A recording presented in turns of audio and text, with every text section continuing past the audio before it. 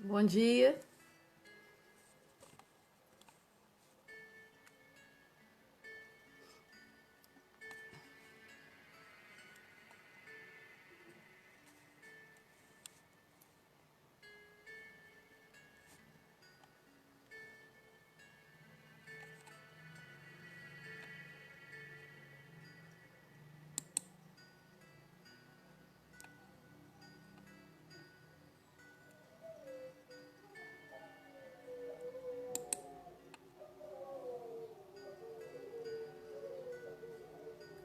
Bom dia, Dinaí. Obrigada, querida.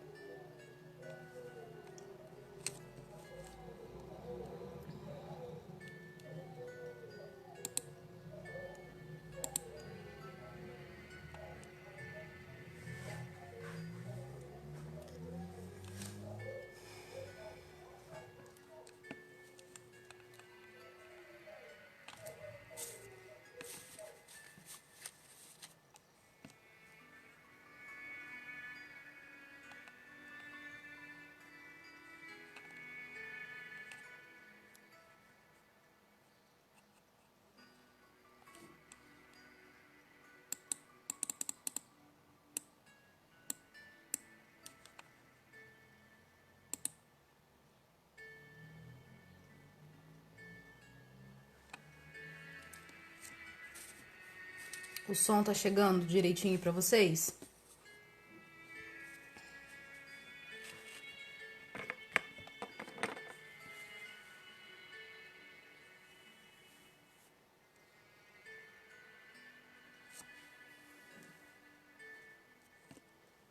Bom dia, Seni. Obrigada.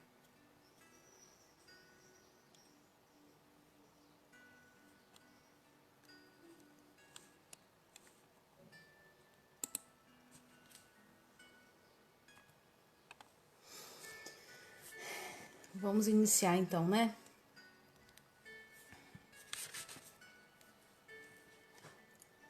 O som tá bom? Tá dando pra ouvir direitinho?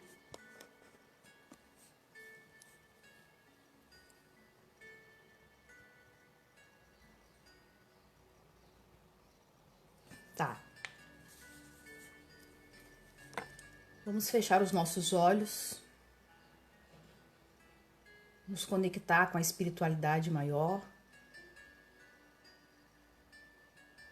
Deus, nosso Pai, Jesus, nosso mestre, amigo, companheiro de todas as horas. Aqui estamos, Senhor, reunidos nesta manhã de domingo, para tentar compreender um pouco mais, Senhor, dos seus ensinamentos. Rogamos a vós e a toda a equipe espiritual da Casa de Maria Frank que esteja conosco, Senhor, nos intuindo, nos amparando e nos protegendo. Não só hoje, mas agora e por todo sempre. E que assim possa ser.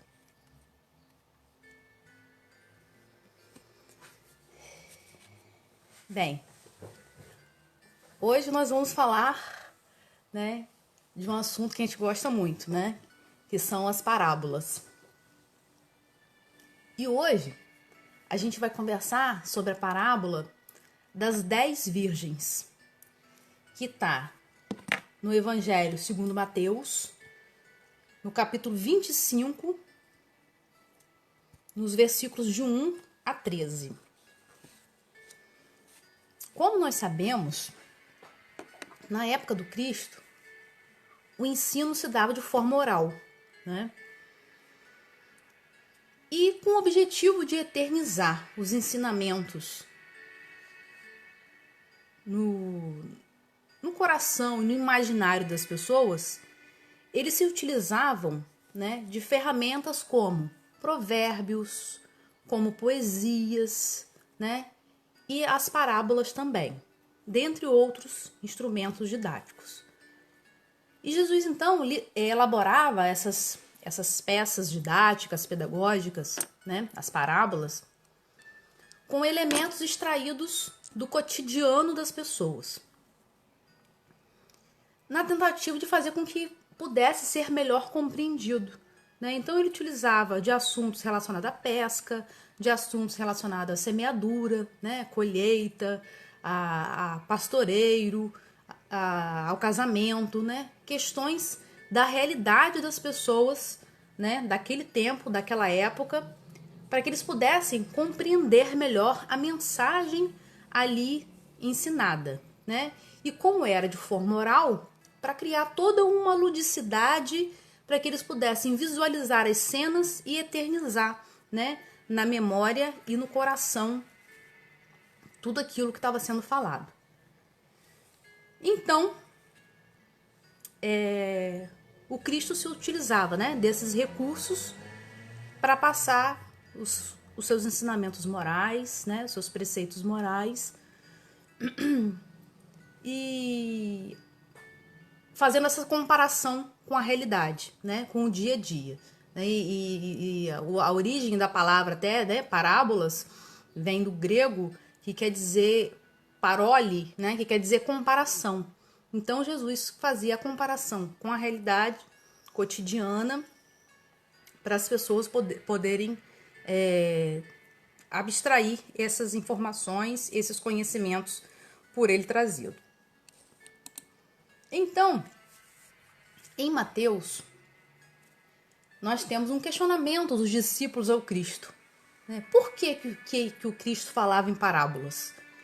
E o Cristo respondeu: falo em parábolas porque eles, vendo, não veem, e ouvindo, não ouvem nem compreendem, né? Porque as pessoas, por mais que vissem e ouvissem, eles não tinham condições de compreender todo o ensinamento do Mestre, né? Todo o ensinamento do Cristo, uma vez que é um ensinamento de um espírito crístico, um espírito puro, né? E as pessoas ainda muito rudes, né? Ainda não tinham condições de estar compreendendo esse conteúdo transcendental que estava sendo trazido ali. Porque o coração deste povo está endurecido, respondia o Cristo ainda. E ouviram de mau grado com seus ouvidos, e fecharam seus olhos, para que não vejam com os olhos, e ouçam com os ouvidos, e compreendam com o coração, e se convertam, e eu os cure. Então, o coração daquelas pessoas, como eu falei anteriormente, né, ainda estavam muito rudes, muito primitivos. Os corações ainda muito endurecidos não estavam preparados para entender, né, e praticar uma doutrina trazida pelo Cristo, uma doutrina de amor, né, uma doutrina altamente revolucionária para o contexto, né, social daquela época, o contexto espiritual daquela época, né, uma vez que nós encontrávamos, né, o Cristo se encontrava cercado de espíritos ainda muito endurecidos, né, muito selvagens, vamos dizer assim, né, em termos de amor, em termos de sentimentos. Então, o Cristo disse que ele abriria a boca em parábolas e proclamaria coisas ocultas desde a criação do mundo, né? Então, mesmo sabendo que as pessoas não estavam preparadas para entender os ensinamentos trazidos por ele, ele passava esses ensinamentos desde a formação do mundo. E ele passava dessa forma alegórica, metafórica, né? As pessoas não compreendiam e também isso proporcionava com que essas pessoas não deturpassem a informação que estava sendo recebida, porque eles não entendiam o teor delas. Então eles ficavam na superfície e passavam, né, de uns para outros sem alterar a essência, né? Então o Cristo veio trazer para a gente informações, né, que a verdadeira vida não é a vida que a gente vive aqui na Terra, né, mas que na realidade todos nós somos espíritos imortais, né, que temos como objetivo na vida evoluir, né, crescer e assim construir o reino de Deus, né, o reino tão falado pelo Cristo, que não é um reino material, mas é um reino interior, né, de melhoramento íntimo de cada um. Mas como que o Cristo ia falar isso para aquelas pessoas naquela época? Se eles ainda não tinham condições de compreender, né, o amor, nem compreender nada disso. Então, ele utilizava dessa figura, dessa linguagem, né, que metafórica, né, para deixar subentendido informações, uma vez que os sentimentos ainda estavam endurecidos e não tinham condições de compreender. Então, conhecedor, né, da fragilidade humana, das nossas dificuldades, ele não deixou que a sua mensagem ficasse, né, relegada, esquecida, ou ficasse o dito pelo não dito. Ele prometeu que um dia enviaria um consolador, e esse consolador faria com que recordasse, né, lembrasse e ensinaria tudo aquilo que ele disse que ficou oculto, né, que tiraria todos os véus, né, traria uma interpretação, né, clara dos ensinos que ele trouxe mediante a parábola, né, porque as pessoas teriam um maior amadurecimento, né, melhores condições de compreender. Então, a gente encontra no Livro dos Espíritos, na questão 627, a seguinte pergunta: uma vez que Jesus ensinou as verdadeiras leis de Deus, qual é a utilidade dos ensinos que os Espíritos nos dão? Terão que nos ensinar mais alguma coisa? Aí qual foi a resposta, né, de Jesus, dos Espíritos? Jesus empregava a miúde, na sua linguagem, alegorias e parábolas, porque falava de conformidade com os tempos e os lugares. Faz mister agora que a verdade se torne inteligível para todo mundo. Muito necessário é que aquelas leis sejam explicadas e desenvolvidas. Tão poucos são os que compreendem e ainda menos os que a praticam. Então, com o advento, né, da chegada do Consolador prometido, com o advento da terceira revelação, com o advento do Espiritismo, né, a gente vê que a obra da codificação, assim como as demais obras, né, que tivemos com contribuição de Chico, de vários outros companheiros, né, e de vários espíritos, veio justamente trazer para a gente essa compreensão inteligível, né, essa compreensão mais clara de tudo aquilo que o Cristo, né, deixou para a gente, que foi que tirou, né, todos os véus, né, que fez com que a gente pudesse compreender as parábolas de forma mais clara. Porque se nós formos pegar, né, as parábolas e se nós fizermos uma leitura literal, a gente vai encontrar assim, absurdos. Nossa, mas o que o Cristo está falando com isso? Mas o quanto é absurdo isso? Até porque o Cristo, nessas exemplificações das histórias contadas por ele procurava realmente, né, chocar com as informações, falar coisas, né, que dessem impacto nas pessoas, justamente para elas poderem guardar aquilo e refletir sobre aquilo, por mais que ainda não tivessem condições de entender, né, de interpretar o que de fato ele queria dizer, né? E assim fazia com que elas ultrapassassem em gerações e gerações até a chegada do Consolador, né, para que pudesse cumprir a missão, né, que é de abrir os olhos e os ouvidos de todos. Isso está no Livro dos Espíritos, na questão 627. Confundindo os orgulhosos e desmascarando os hipócritas, os que vestem a capa da virtude e da religião, a fim de se ocultarem suas torpezas. O ensino dos Espíritos tem que ser claro e sem equívocos, para que ninguém possa pretextar ignorância e para que todos o possam julgar e apreciar com a razão. Estamos incumbidos de preparar o reino do bem que Jesus anunciou. Daí a necessidade de que ninguém seja possível interpretar a lei de Deus ao sabor de suas paixões, nem falsear o sentido da lei para toda de humor e de caridade.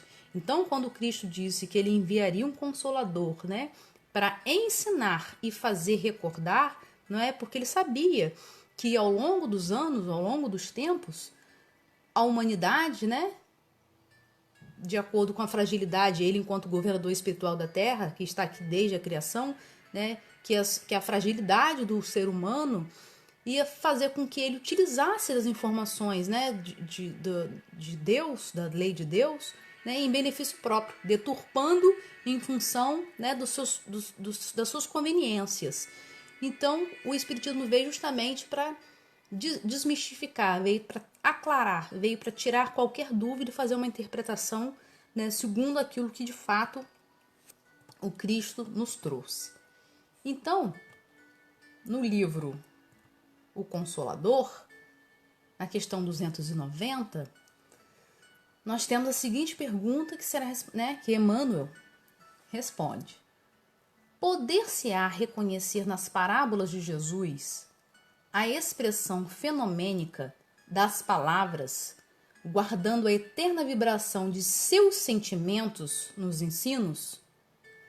Sim. As parábolas do Evangelho são como as sementes divinas, que desabrochariam mais tarde em árvore de misericórdia, de sabedoria para a humanidade. Porque as parábolas, né, estão completamente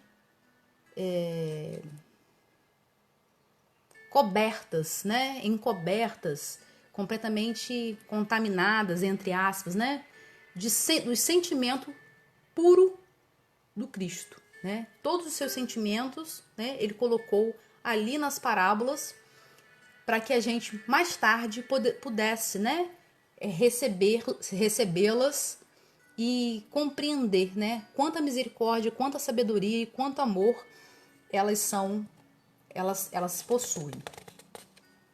Então, vamos à parábola, né? A parábola das 10 virgens.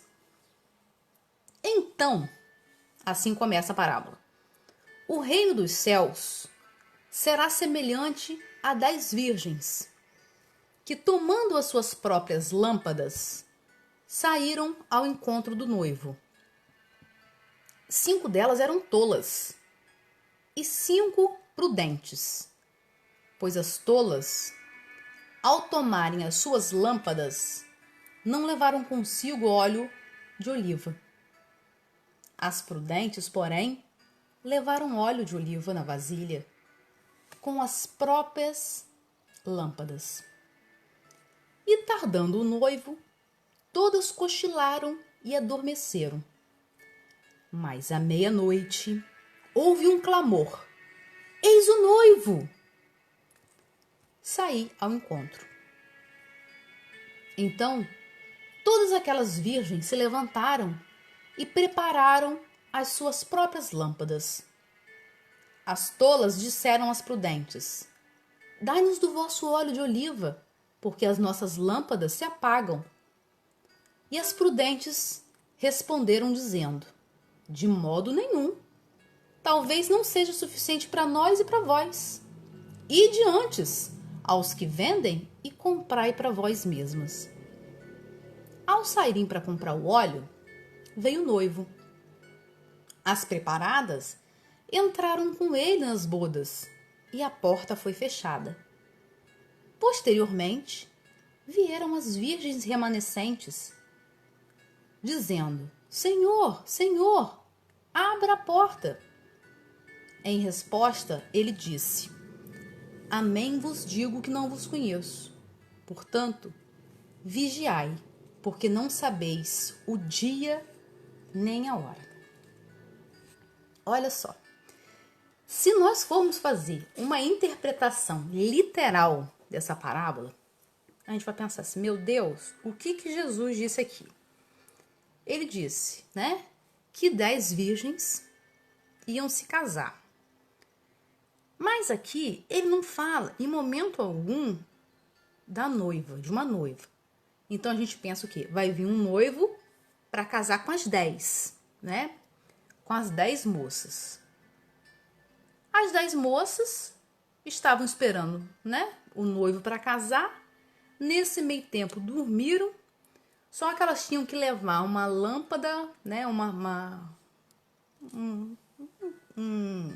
lâmpada, mas a gente pensa como que se fala? Lampião, né? Que bota querosene, bota óleo, essas coisas, né? Que a gente conhece assim. Mas ela não levou 5 não levaram o combustível, né, o azeite para manter a luz acesa, foram pedir emprestado para as colegas. Elas negaram. Por que será que elas negaram? Será que elas queriam que as outras saíssem de cena para elas casarem e ter a concorrência menor? Olha como nós somos, né? Infinitamente rasteiros, né, em termos de compreensão, para compreender a magnitude do Cristo, né, da mensagem que ele quis dizer. Será que elas então mandaram as outras ir embora, poder elas terem menos concorrência e conseguir casar e as outras não? Né? O que o Cristo quis dizer pra gente isso? Estava ensinando o egoísmo, né? À medida que as 5 pediram emprestado lá um pouco de óleo, e ela disse que não ia emprestar porque não ia dar nem para ela nem para as outras. Né? O que a gente entende dessa mensagem? O que o Cristo quis dizer pra gente isso? Depois que elas conseguiram, né, o óleo e voltaram, ele disse que não conhecia elas, que elas deviam então, né, vigiar, porque não sabia qual era o horário, então elas deviam estar com o recurso necessário, né, para quando chegasse o momento. Mas, enfim, o que o Cristo quis nos ensinar com essa parábola? Mas para a gente compreender melhor a parábola, nós temos que contextualizar, né, contextualizar a parábola. Então, nós dissemos que a parábola está em Mateus, capítulo 25, né? Só que a gente precisa retroceder um capítulo, né, no Evangelho segundo Mateus, para a gente poder entender e contextualizar essa parábola. Então, essa parábola, o Evangelho segundo Mateus, ele tem 28 capítulos. Essa parábola está no capítulo 24. E no capítulo 24, o Cristo já está em Jerusalém, já nos últimos momentos, né, da sua passagem aqui pela terra. Né, os momentos últimos da vida do Cristo antes da crucificação. Então, essa parábola, ela é uma continuação do sermão profético, né? Daquele sermão, né, que muitos intitulam como o sermão que anuncia, né, o fim dos tempos, né, a preparação para o juízo final, né? E nós, né, enquanto espíritas, como vimos anteriormente, né, já temos condições de tirar o véu de determinadas compreensões, né, e temos uma compreensão mais ampliada da realidade, né? E a gente pode interpretar esse sermão profético, né, como um sermão o Cristo anunciando, né, um sermão de passagens, né, dos mundos que nós sabemos, né? Mundo primitivo, mundo de provas e expiações, né? Mundo de regeneração, né? E assim sucessivamente. Então, a gente trazendo... Vou ler para vocês, né? Segundo a tradução de Haroldo, né? O Evangelho segundo a tradução de Haroldo. Eu vou ler para vocês um trecho do sermão para a gente compreender melhor a parábola. O sermão profético.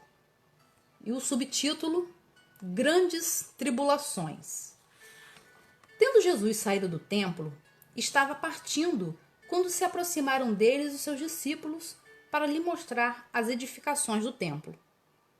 Em resposta, lhes disse: Não vedes tudo isso? Amém vos digo, que não será deixada aqui pedra sobre pedra que não seja derribada. Ou seja, estava falando, né, que as questões materiais, com o tempo, elas se extinguem, né? Ao sentar-se no Monte das Oliveiras, aproximaram-se deles os discípulos em particular, dizendo: Diz-nos, quando serão essas coisas? E qual o sinal da tua vinda e da sua consumação e a consumação da era? Em resposta, Jesus lhes disse: Vede que ninguém vos engane. Pois muitos virão em meu nome dizendo, eu sou o Cristo, e enganarão a muitos. E estareis na eminência de ouvir de guerra e relatos de guerras. Olhai, mas não vos alarmeis. O que o Cristo quis dizer com isso? Tranquilize-se. É um processo educativo, é um processo necessário, né, para a evolução do ser humano. Pois é necessário acontecer dessas coisas, né? Mas ainda não é o fim.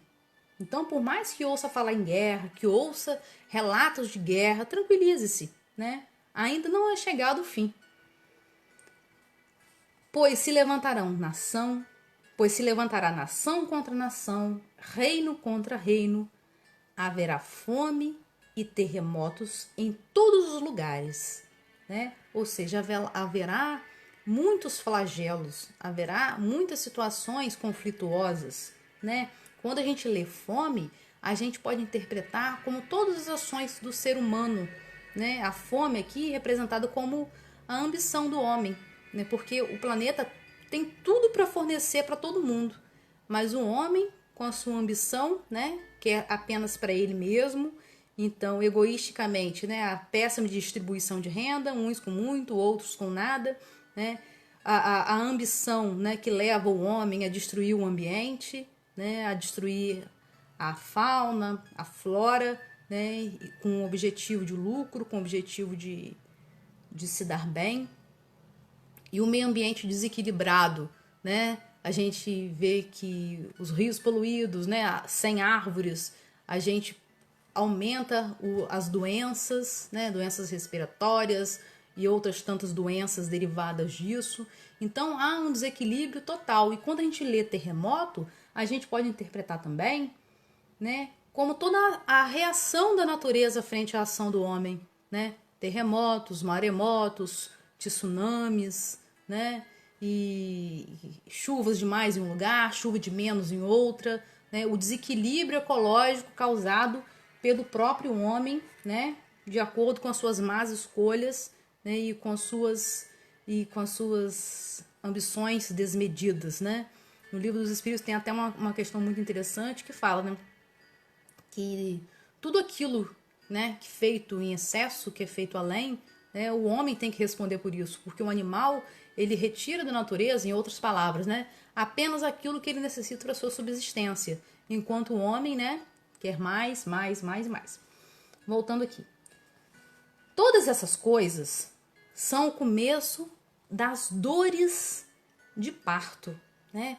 Ou seja, todas essas flagelos, todas essas tribulações, né, são o começo de uma nova era, né? O começo, né, da construção de um novo mundo, né? Vamos caminhar mais um pouco. Então vos entregarão a provação e vos matarão, e sereis odiado por todas as nações por causa do meu nome. Neste tempo, muitos se escandalizarão, entregarão uns aos outros e odiarão uns aos outros. Né? Nós não sabemos que a característica, né, no mundo de provas e expiações, né, é a predominância do mal. Então, uns odiarão os outros, uns entregarão os outros. Né? Muitos falsos profetas se levantarão e enganarão a muitos. Né? O que a gente vê por aí também, né?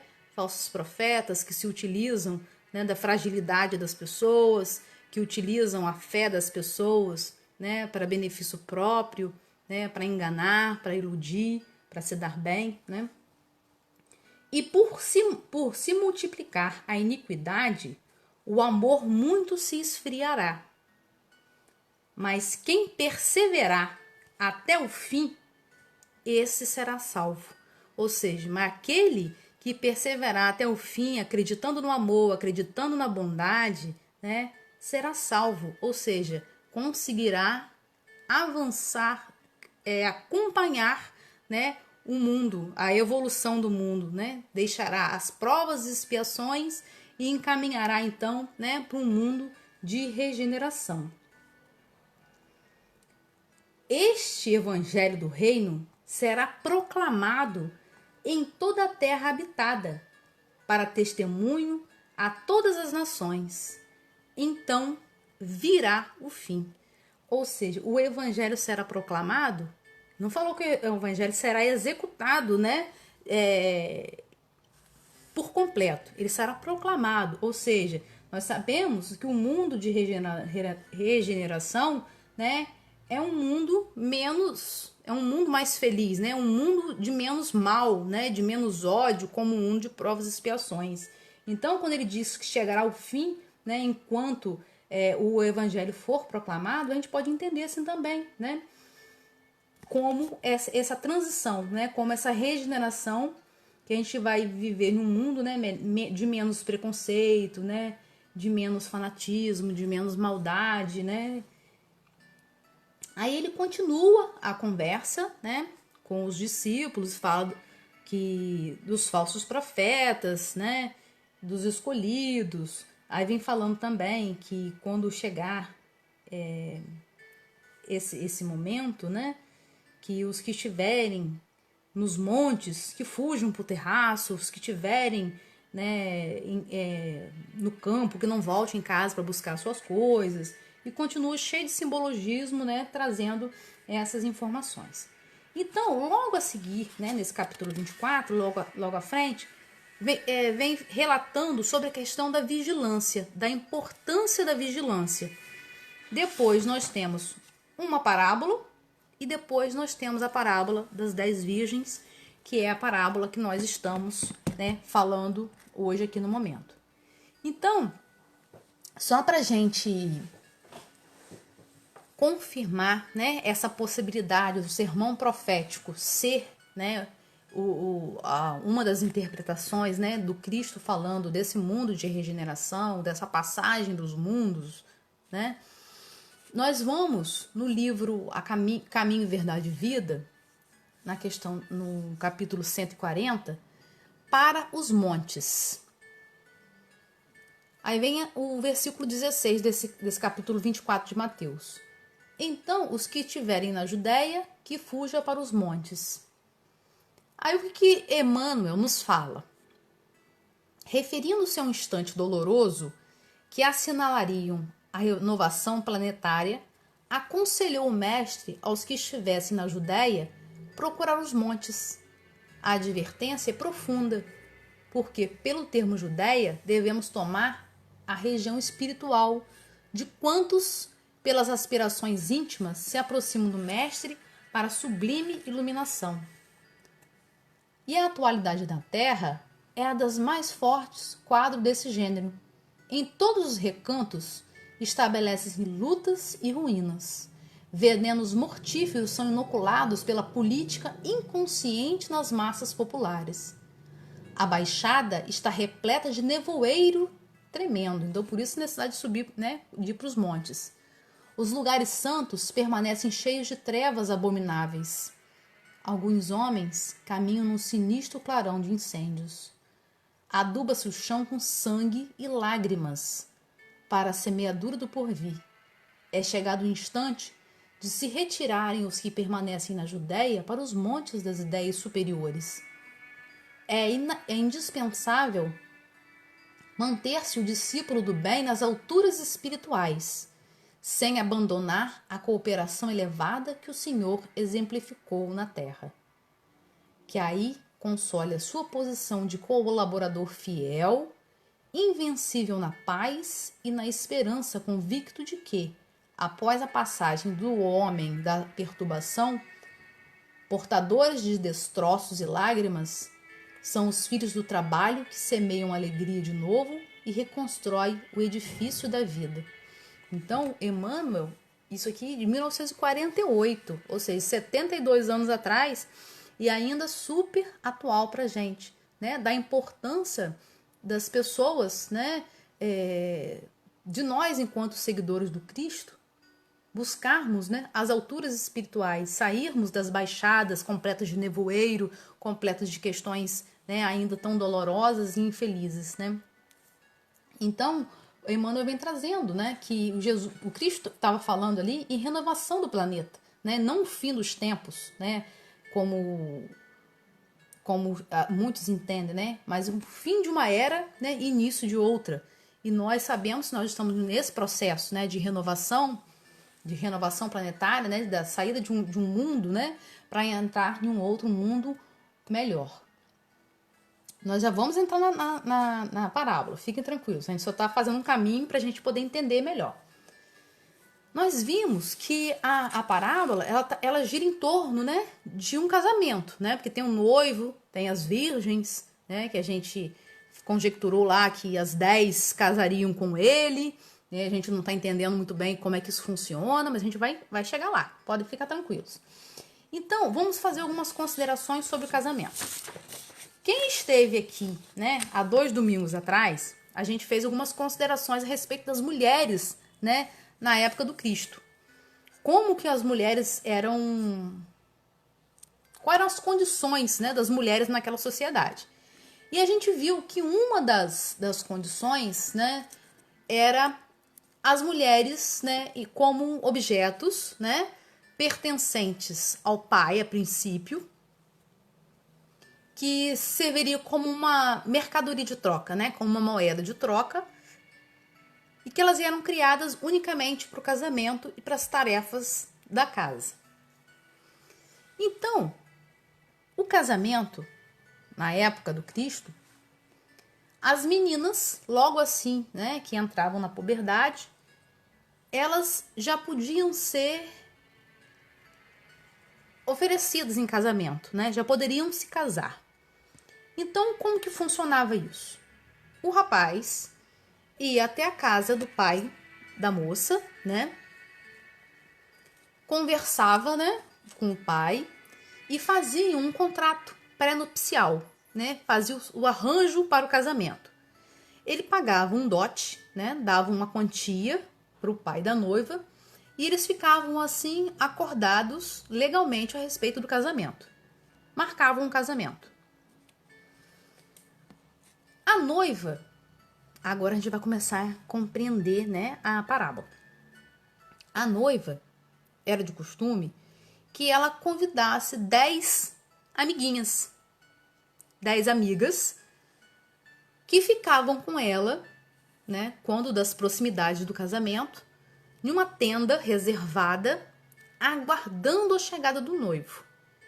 E como era super perigoso, né, naquela época, como até hoje, né, a vida da mulher, elas, para saírem naquelas noites escuras, era necessário que elas tivessem uma lamparina, um lampião, né, uma lâmpada, como se diz aqui, para poder iluminar, e elas traziam na reta do rosto para que de longe elas pudessem ser vistas, aquela lá é fulano, filho de fulano, né, para que elas pudessem serem vistas e, né, minimizar qualquer situação de violência ou qualquer coisa do tipo. Então elas ficavam com essas 10 amigas, né, jovens, até que o noivo viesse até a tenda, acompanhado de um outro amigo, de um amigo dele, né, para levar a noiva até o local do casamento, para que pudesse então assim fazer o festejo, né, como nós sabemos também durava 7 dias.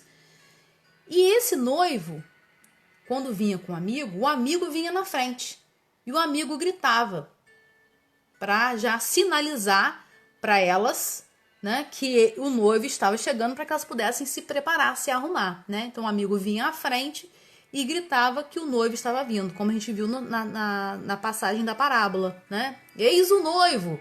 Aí todas começaram a se arrumar, né? E algumas viram que elas não tinham o azeite, né? E saíam então em cortejo, todos, as amiguinhas, a noiva, o noivo, o amigo, né, até o local onde iriam se casar, que era na casa do pai do noivo, né? E assim eles ficavam em festa, né, durante 7 dias.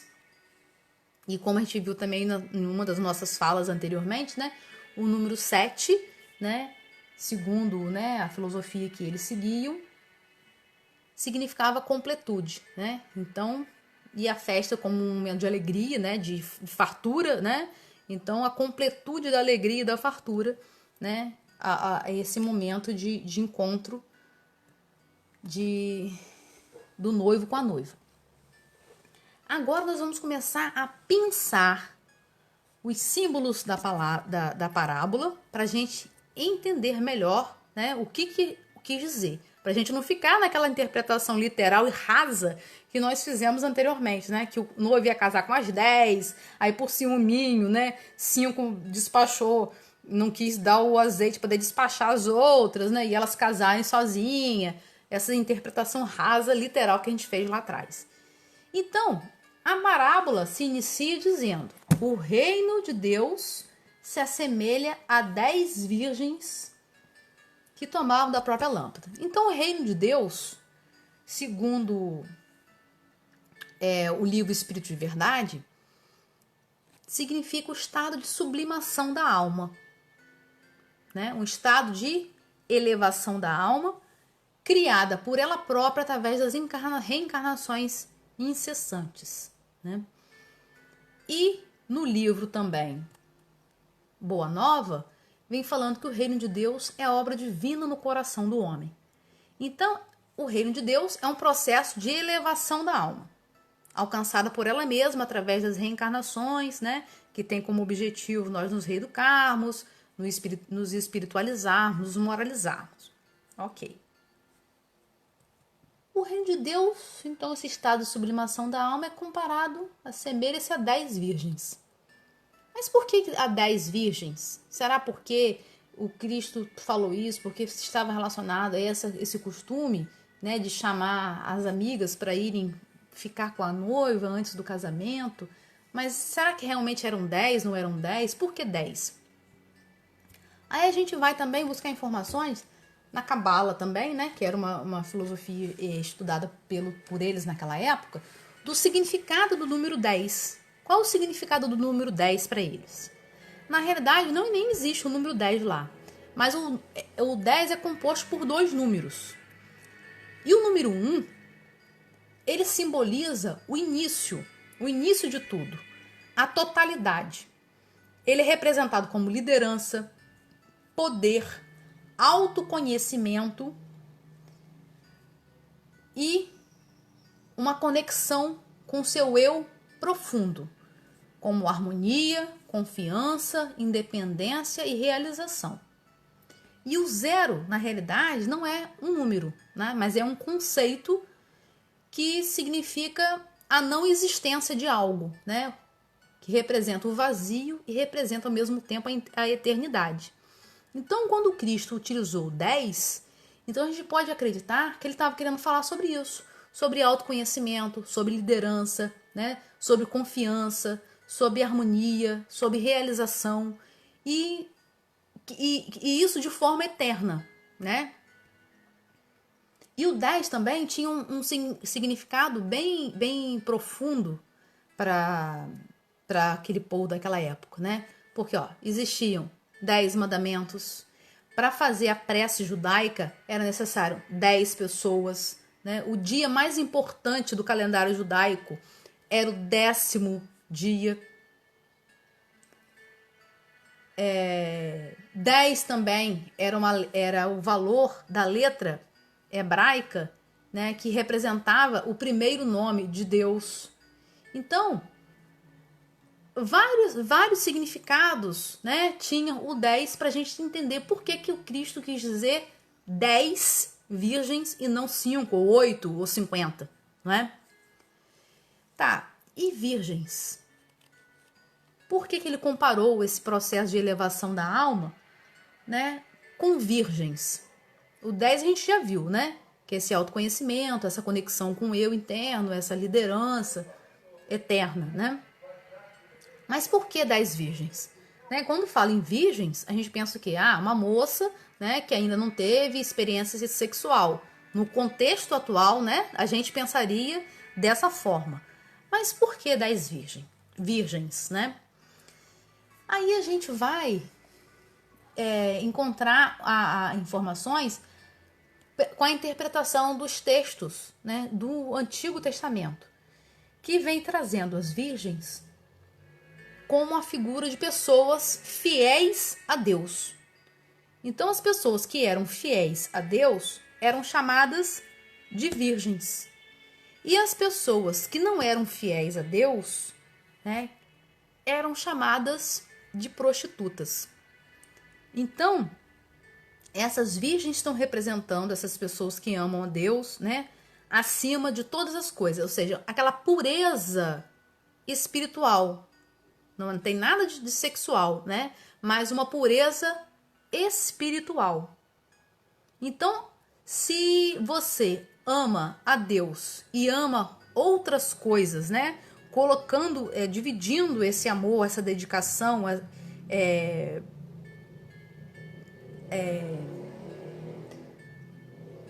dividindo mesmo, né, essa dedicação a Deus, não colocando Deus em primeiro plano, né, colocando em primeiro plano, por exemplo, a riqueza, o poder e outras tantas, né, vicissitudes que a gente conhece, essas pessoas, né, eram consideradas como unidas a vários deuses, o deus do poder, o deus da riqueza, o deus, né, ou infinidade de deuses. Então elas não seriam virgens, elas não seriam puras espiritualmente, não seriam fiéis a Deus.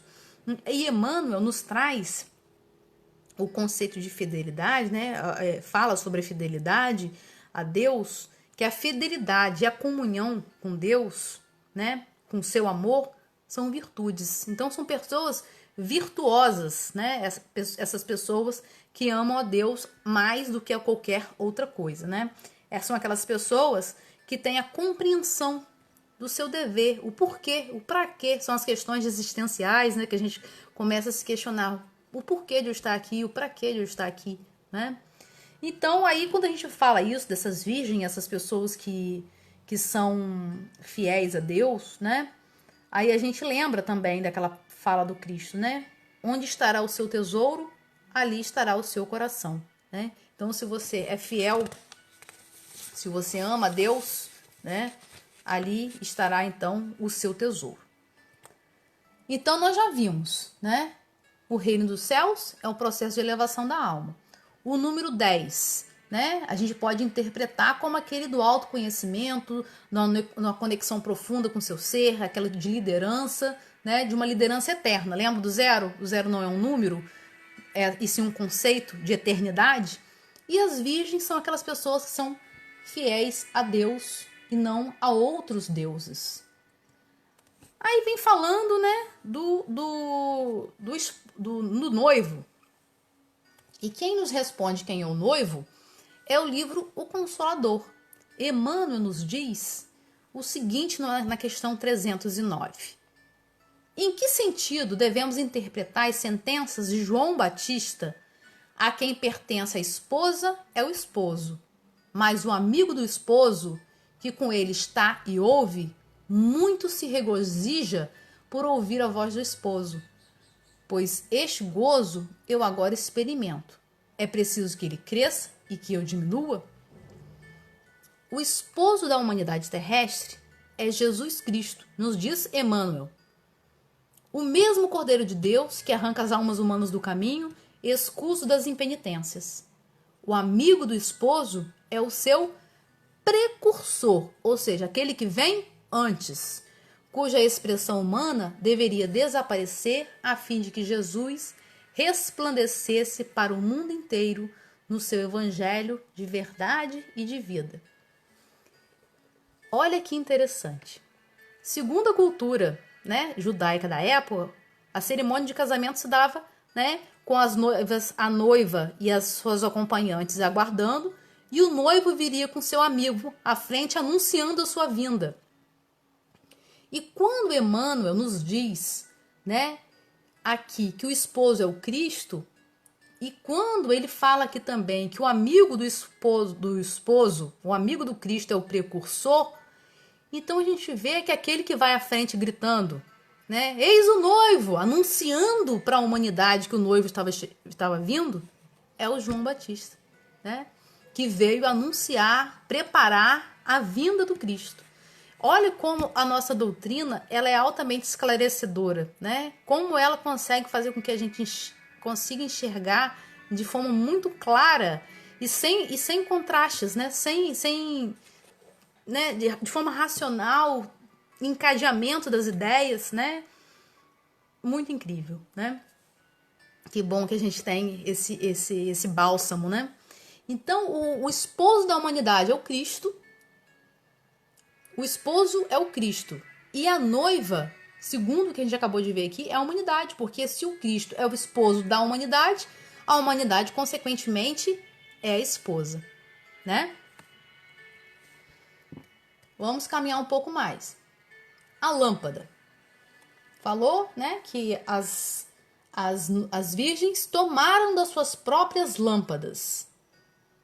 A gente pode entender essas lâmpadas como a lei divina, como aquela, né, como aquela luz que vai guiar o nosso caminho. Para quem assistiu também, né, a nossa conversa aqui uns dias atrás, falando sobre conhecereis a verdade nos libertará, a gente falou, né, a respeito dessa luz que guia o nosso caminho, que nada mais é do que a lei divina que está impressa na nossa consciência, né? Então a gente pode interpretar essa lâmpada como essa lei divina. E o óleo, o azeite, né, que 5 das virgens, das fiéis a Deus tinham e 5 não tinham. A gente pode também interpretar como a luz espiritual, como a luz própria, né, de cada um, que a gente vai conseguir, né, vai conquistar essa luz a partir do momento que a gente começa a desenvolver as nossas virtudes, a gente começa a desenvolver o nosso progresso moral, a nossa evolução espiritual, né, a nossa reforma íntima, que ela é individual e ela é intransferível. Daí a gente entender por que as outras 5 não puderam fornecer o azeite para as demais. Porque esse azeite, esse óleo, né, enquanto luz espiritual, enquanto luz própria, ele é intransferível. Ele é individual. Não tem como eu progredir, eu evoluir e fornecer essa evolução para o outro. Não tem como eu fazer dieta e o outro emagrecer. Não tem como eu me alimentar de determinadas vitaminas e o outro se nutrir, né? Então é a mesma coisa. Então, olha como a gente começa a compreender. As virgens prudentes da parábola, elas não foram egoístas. E nem o Cristo estava ensinando a gente a ser egoísta. Ele estava dizendo que essa luz própria, esse combustível que eu trago comigo, é impossível de ser fornecido a outra pessoa. É impossível tomar por empréstimo. É impossível comprar, né? Já está começando a clarear, né, um pouco mais as nossas informações. E nós vimos também, né, segundo a tradição, que o noivo, quando ia se casar, ele pagava um dote. A parábola não fala sobre o dote, né? Mas pela tradição da época, tinha esse costume, né, de se pagar um dote no casamento. E qual é o dote, então, pago nesse casamento entre a humanidade e o Cristo? Qual foi? O que foi que deu para a família da noiva? Um dote de um valor inestimável, né? Porque na realidade o que o Cristo, né, o que o noivo, né, o Cristo deu como dote, nada mais é do que o Evangelho, né?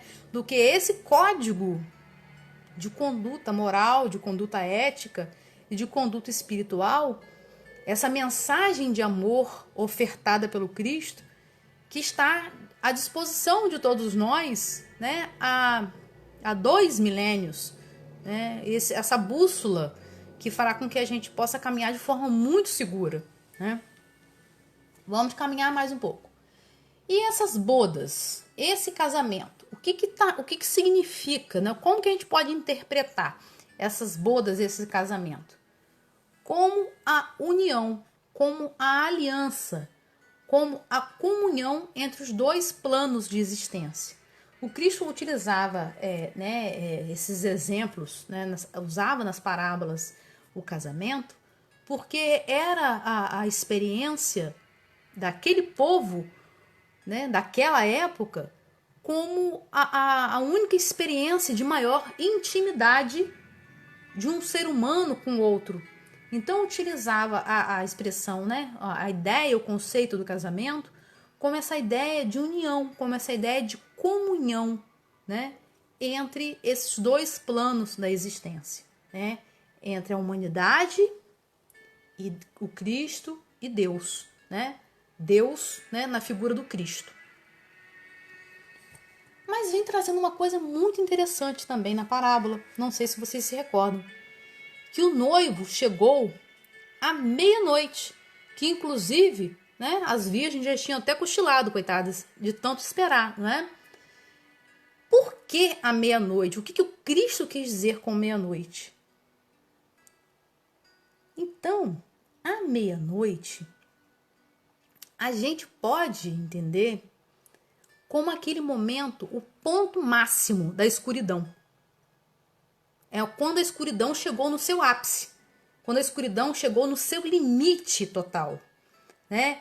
Onde tem aqueles momentos de muita adversidade, né? Onde tem aquele momento de ausência total da luz, né? Onde as trevas estão querendo imperar, né? Aquele momento de dor, de dificuldade, de tribulações, que nós vimos lá no sermão profético. Por isso que a gente retrocedeu um capítulo para a gente entender quando as guerras, né? Quando a fome, quando as doenças, né? Estão assolando o ser humano. Então, nesse momento de dor máxima, nesse momento de escuridão máxima da noite, né? Foi o momento em que se deu a união, né? Da existência dos dois planos. Foi o momento em que se dará, né, a passagem dos mundos, né, o fim de uma era e o início de outra. Porque quando a gente pode lembrar também que o nascimento do Cristo se deu em que horário? Que horário a gente comemora o Natal? Não é à meia-noite, né? No ponto máximo da escuridão da noite? Porque dali para frente a tendência é o quê? Clarear. Então, a chegada do Cristo foi à meia-noite, né? Que foi chegada a luz de um novo por vir, né? A luz de esperança para o mundo, né? Uma luz de amor para a humanidade, uma luz de renovação. Então, esse casamento, né, da parábola vem trazendo isso também. Acontece, né, a chegada do noivo à meia-noite, nesse momento de tribulação, nesse momento de dificuldade, nesse momento de muito sofrimento, né? E a gente pode analisar o nosso momento atual que a gente está vivendo, né? Como essa escuridão, né? Como a proximidade da meia-noite, né? Como essa passagem de eras, né? Porque a gente fica aguardando a chegada do mundo de regeneração. Vai ser em 2050, vai ser em 2060, vai ser em 2100. Mas, na realidade, esse processo, né, de transição, ele já está acontecendo, né? Nós já estamos lá nas 22 horas e 30 minutos, ou nós já estamos nas 23 horas. Não sabemos, né, se estamos já há poucos minutos da meia-noite, né? Mas nós sabemos que nós estamos nesse processo de tribulação, nesse processo de escuridão. Não sabemos ainda se nós chegamos ao ponto máximo, né? Daí o que o Cristo falou no sermão lá no sermão profético, né? A importância de nós nos resignarmos e nos mantermos firmes, porque esses chegarão ao fim, né? Esses conseguirão passar de um estágio de evolução da Terra para outro, né? Não ficará para trás. E nós vimos que existiam as virgens, né, prudentes e as virgens tolas.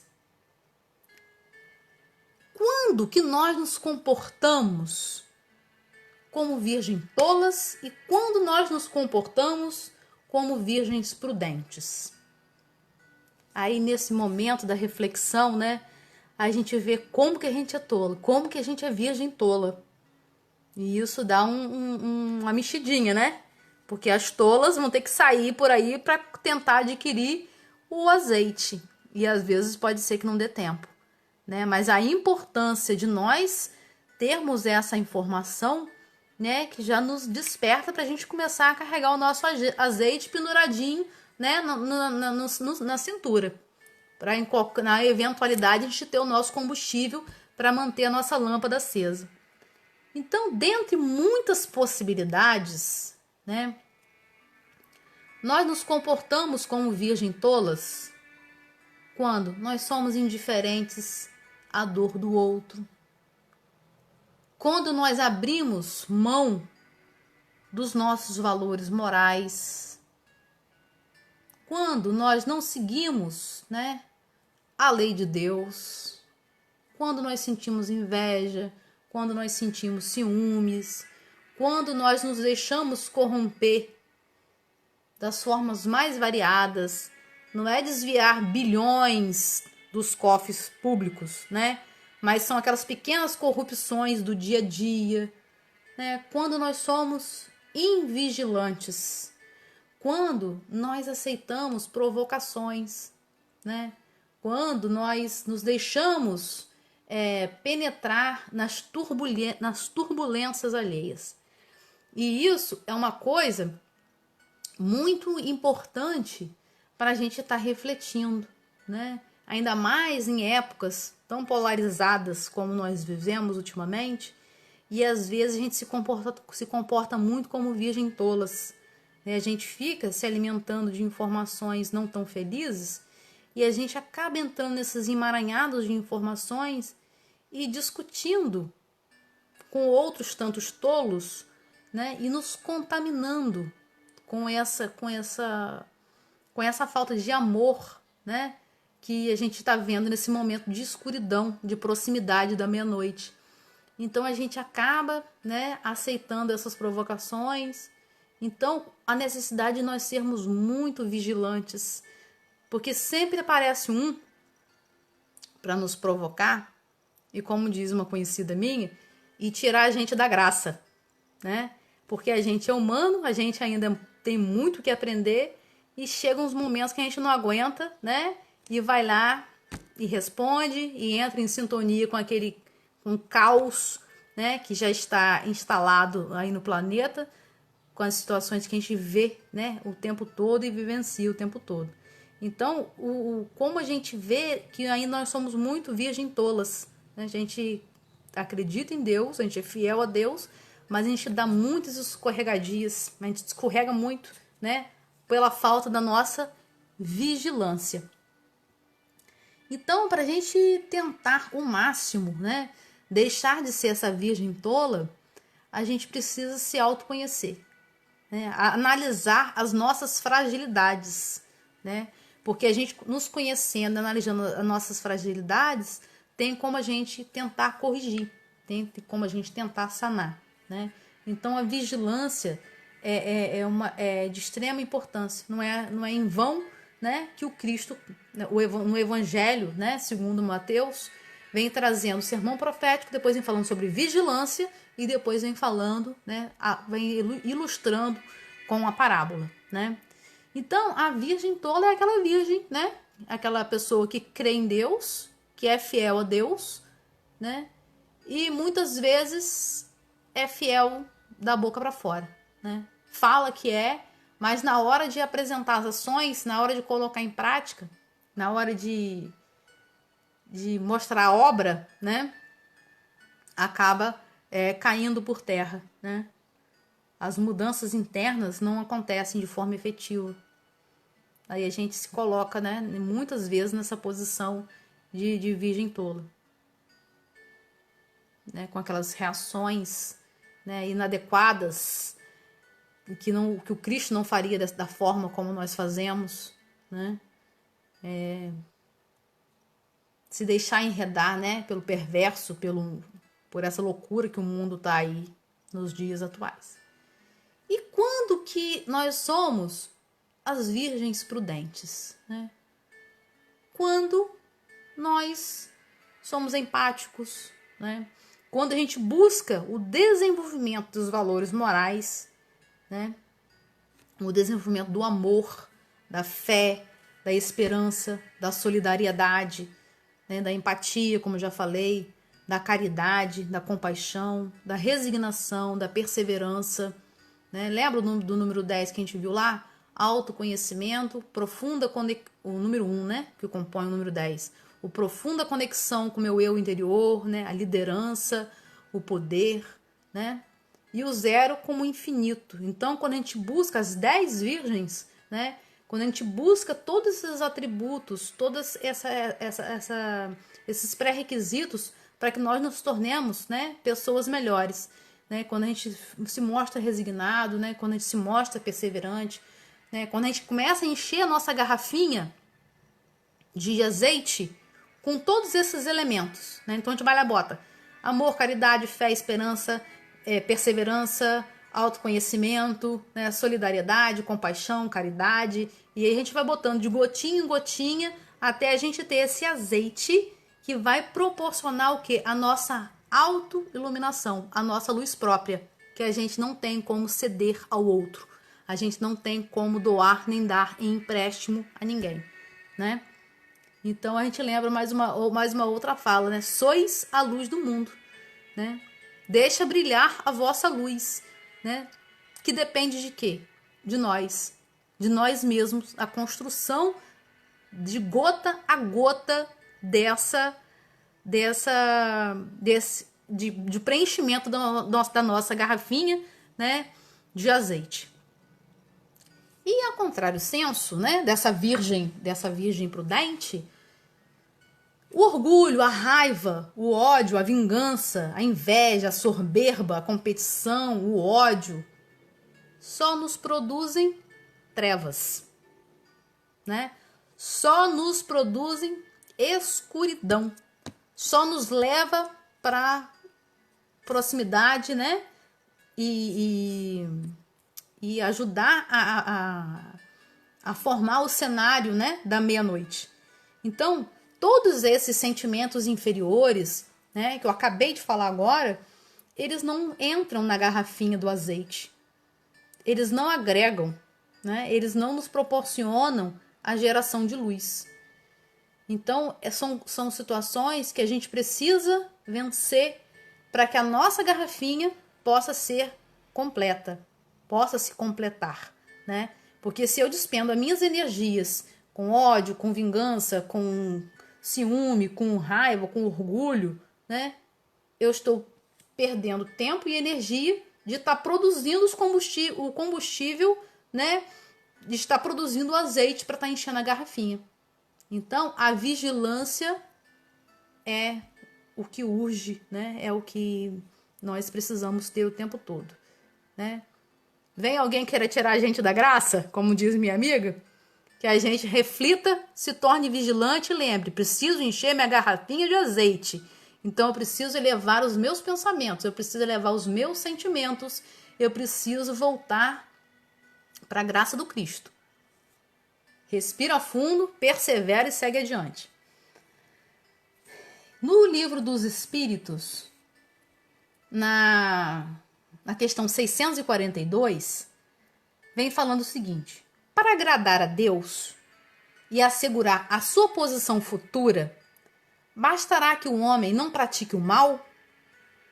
E assim responde, né, os Espíritos: não.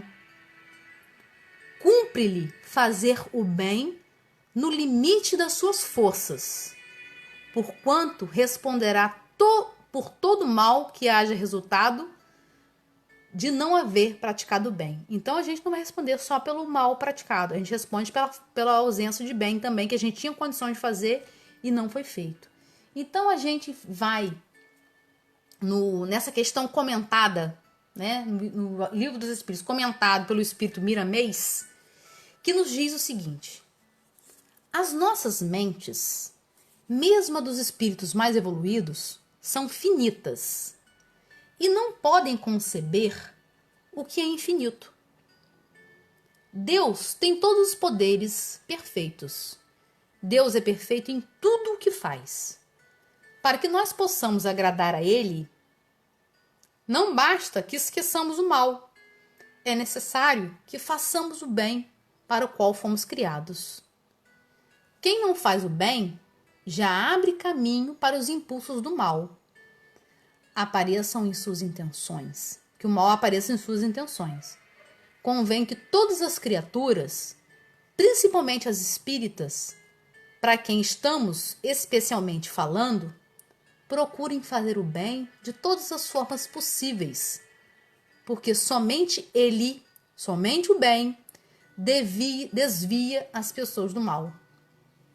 O espírito deve estar sempre ocupado com coisas nobres, ou seja, sempre enchendo a garrafinha de azeite, com conta-gotas, de gota a gota, pois que se mostrará como nobre também. Se nós nos ocuparmos de coisas nobres, nós nos tornaremos nobres também.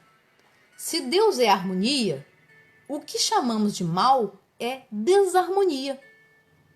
Não podemos agradar a dois senhores, ou seja, uma virgem de fato, ela está, imbuída apenas de Deus, Assim, procura harmonizar a tua vida, desde o abrir os olhos ao levantar até a hora de descansar das lides diárias. As grandes coisas começarão pelas pequenas coisas. Um grande feito, por vezes, nasce de um simples pensamento, bem como uma grande calamidade social foi primeiramente pensada e criada a partir de ideias sobre tal evento. É nesse sentido que alertamos sempre o homem para educar em seus pensamentos em tudo que fazem, desde o mínimo gesto de beber um copo de água até assinar um decreto que envolve uma nação. Deves pensar, meditar no que fazer e, quando fizer, procurar em todos os seus contornos fazer por perfeição. Deus é o doador supremo que não se esquece de seus filhos de boa vontade. Agradar a Deus amando, servindo sem exigências e trabalhando sempre na criação de oportunidades que elevam e que mostram a paz, insuflando o amor em todas as criaturas. Não desprezes a ordem, pois ela gera o progresso. E quando fizeres alguma coisa, não podes esquecer Jesus, força divina que mostra a sua divina presença em toda a terra, manifestando-se em todos os homens, educando-os e instruindo-os nas mais altas funções de amor. Aos afoitos no trabalho, que parecem querer recuperar o tempo perdido em apenas alguns anos, nós lhes dizemos que façam o bem nos limites de suas forças, para que não venham a se cansar antes de atingir a meta final. Vamos agradar a Deus com bons pensamentos, com boas palavras e boas ações. Mesmo que a tua vida esteja tomada pelas trevas, não esmoreça nas reformas. Lute e crê. Mesmo que a sua lanterna esteja apagada, que esteja sem azeite, não esmoreça. Lute, creia, que Deus te abençoará para vencer a ti mesmo. Ao que lhe responde Jesus: se podes crer, tudo é possível ao que crer. E para crer, necessário se faz que trabalhes na conquista dos valores da alma, de amor, de bondade, de fé e entendimento, que somando surgirá a pérola divina em teus passos, que se chama, e está escrito no dicionário do céu, que é o amor. Então, o trabalho, incessante no bem é que desenvolverá as nossas virtudes, é que nos proporcionará encher, os nossos vidrinhos, nossas garrafinhas de azeite, a nossa autoiluminação, a nossa luz própria. E a nossa necessidade, de a gente se harmonizar com toda a obra da criação. Foi isso que essa mensagem que Miramês fez, essa interpretação da questão 642, do Livro dos Espíritos. Que à medida que nós nos ocuparmos, de coisas nobres, consequentemente, tornaremos nobres também os nossos sentimentos e as nossas emoções, E o que a gente tem se ocupado ultimamente, Será que são de conteúdo nobre mesmo ou não? Quer dizer, são reflexões, né, que a gente faz, né, da importância de nós estarmos focados, né, em coisas que realmente nos agregue, que nos torne pessoas melhores, né? Aí quando a gente vê as pessoas falando, né, em outros segmentos religiosos, gente, o mundo tá muito complicado, vamos fazer jejum e oração, né? Aí a gente pensa assim, nossa, que horror ficar sem comer, né? Mas a gente pode interpretar esse jejum também como a gente deixar de se alimentar de coisas ruins, de coisas negativas, né? Deixar de estar acompanhando a todo tempo todas as informações a respeito das tragédias que estão acometendo o mundo. Porque o que nós podemos fazer para mudar isso? Tem gente que fica aguardando, né? Dá 6 horas, 7 horas para ver a quantidade de pessoas que estão infectadas no município. Conta quantos foram infectadas, conta quantos foram a óbito. O que a gente vai poder fazer com esses resultados, a não ser pedir a Deus, né, misericórdia por essas pessoas. Então, a gente precisa fazer jejum dessas informações que não agregam ao nosso interior, que não nos oportuniza nos melhorarmos, né? Vou ficar o tempo todo vendo, explodiu uma guerra não sei aonde, aconteceu não sei o que, não sei aonde. Então, a gente precisa se preservar um pouco, né? A gente precisa agir mais como as virgens prudentes, né? Nos tornarmos vigilantes para a gente não ficar poluindo demais a nossa psicosfera, o nosso interior, né? E com isso, consequentemente, ficar atraindo para perto de nós outros, né, companheiros encarnados ou desencarnados que se afinizem com essas derrotas, né? E fazendo assim uma bola de neve que só vai aumentando e aumentando ainda mais o desespero, né? E a desesperança, né? Então, para aquele que crê, tá, nos disse ali também, né? A interpretação de Miramês, né? Ou seja, aquela virgem, né? Que sabe da importância, né? Dos valores, da elevação dos sentimentos, né, da fidelidade a Deus e o melhoramento íntimo, né? É aquele que crê, é aquele que leva de fato, né, a garrafinha de azeite lá dentro do seu coração, lá dentro da sua alma, né? Que desenvolve os sentimentos como amor, como bondade, como fé e como entendimento. Então, agora, depois de toda essas reflexões a respeito, né, desses símbolos presentes na parábola, se nós fôssemos fazer, né, uma releitura da parábola, se a gente ousadamente, né, fosse fazer reescrever a parábola dita por Cristo, a gente poderia ousadamente falar o seguinte: o processo de elevação espiritual, né, o reino de Deus, dar-se-á quando a totalidade de pessoas que, sendo fiéis a Deus, tome da sua lei, né, da sua lâmpada, e vá caminhando rumo à regeneração do planeta. E quando a gente fala totalidade de pessoas, quando Cristo disse as 10, ele incluiu as 10, né, no reino de Deus, ele incluiu as 10. Ele quis dizer com isso, né, só abrindo um parênteses aqui, que todos nós somos capazes de evoluir para galgar mundos melhores. Mas cada um, né, a seu tempo, de acordo com as suas escolhas. Uns mais cedo, outros mais tarde, dependendo das escolhas de cada um. Assim, metade das pessoas, ou seja, 5 mais 5, né?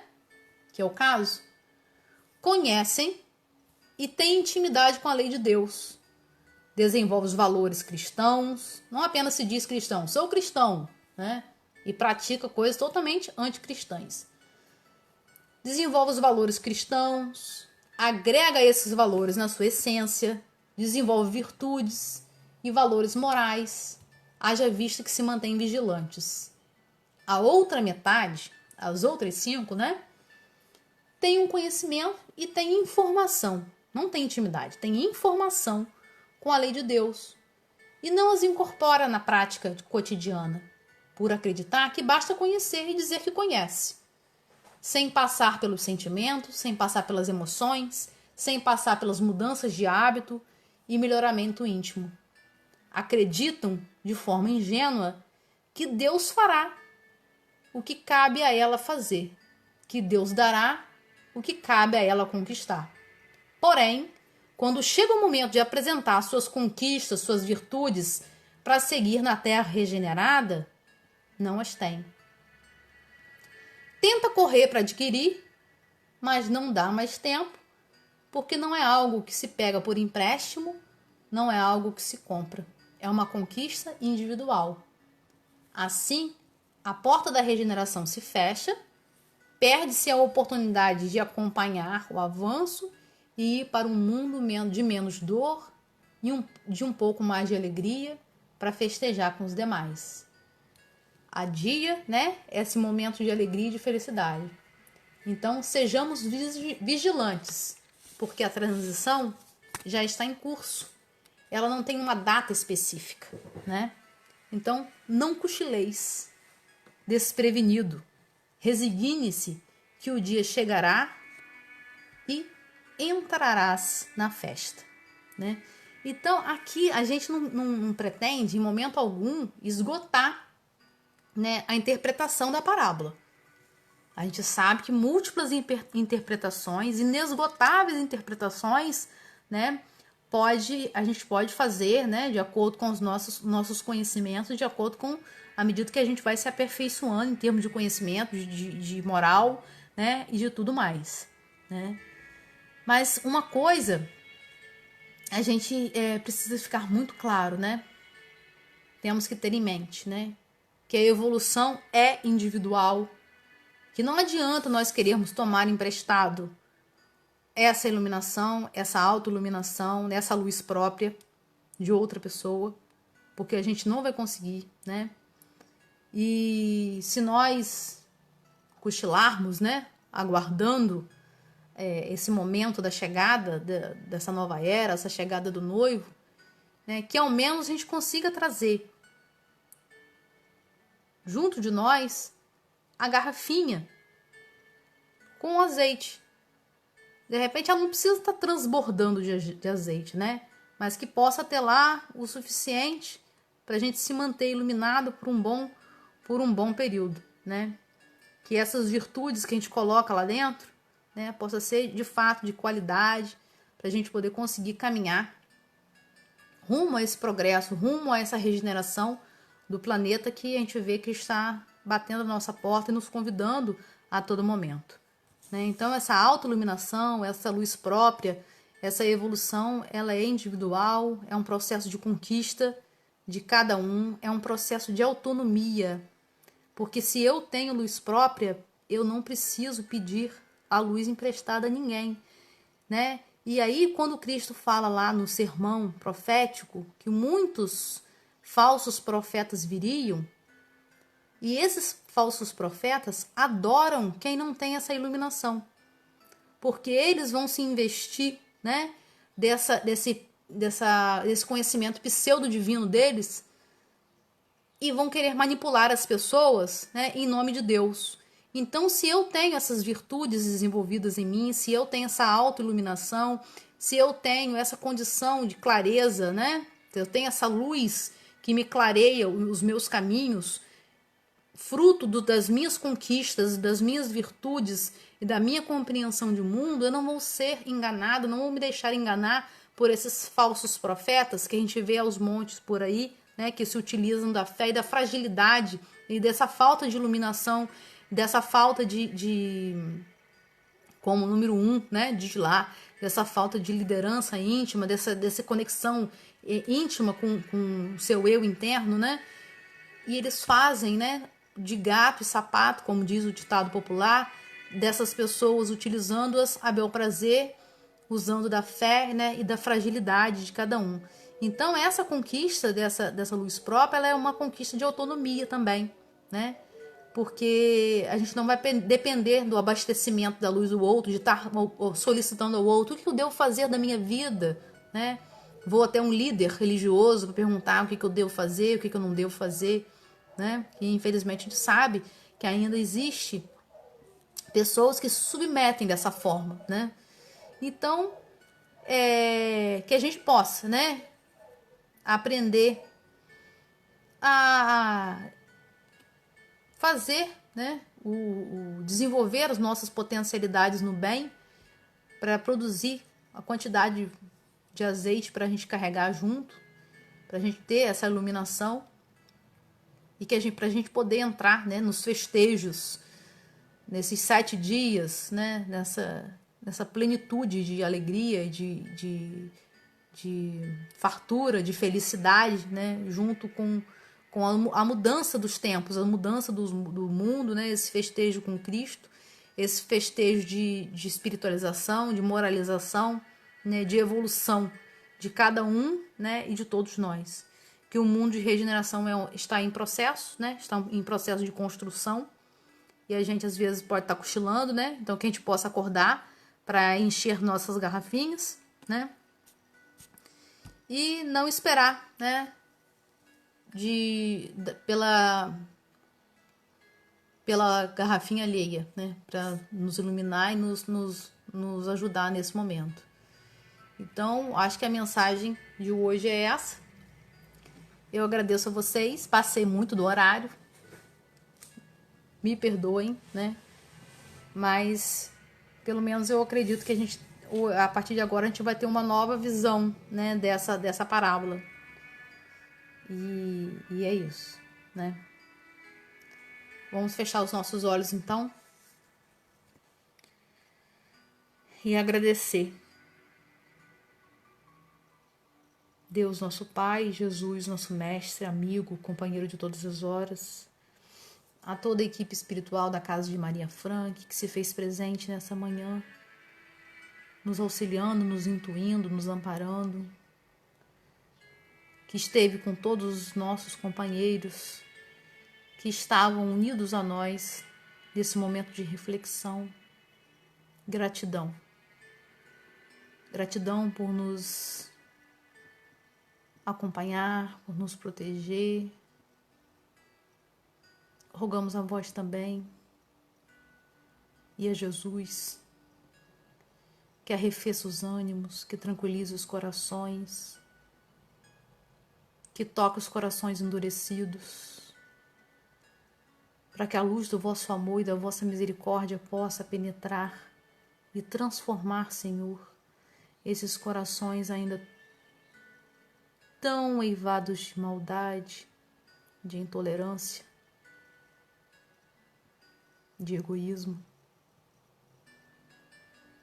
Auxilia a todos, Senhor, que estão passando por provas difíceis nesse momento.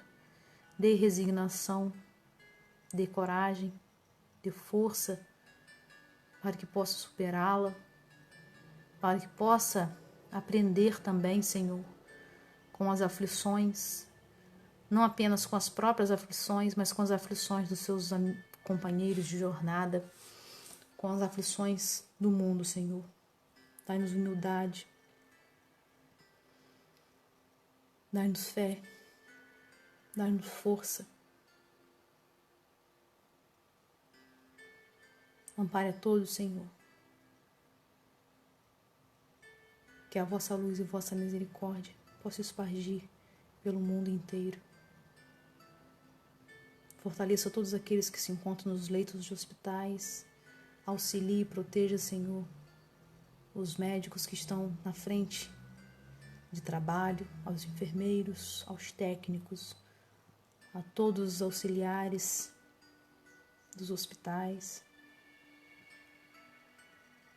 aqueles que estão no cárcere sujeitos a tudo quanto é tipo de situações, de doença. Auxilie-os também, Senhor. Que a sua misericórdia não é seletiva, a sua misericórdia para todos. Fique conosco, Senhor, que possamos ter uma semana de luz, de paz e de tranquilidade. Que assim possa ser. Obrigada, queridos. Fiquem todos com Deus e até uma próxima oportunidade.